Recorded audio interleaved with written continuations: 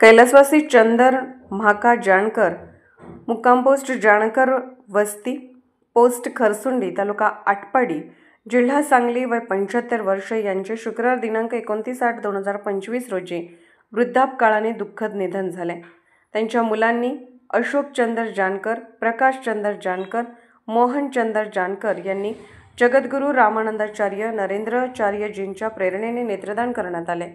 मरावे परी कीर्तिरूपी उरावे या उक्तीप्रमाणे या जानकर परिवाराने समाजसेवेचा वसा घेत 2 अंध व्यक्तींना दृष्टी यावी या हेतूने नेत्रदान करण्याचा निर्णय घेतला। हे नेत्रदान Bharati Vidyapeeth, university, medical college आणि हॉस्पिटल, आय बँक सांगली येथे सुपूर्द केले।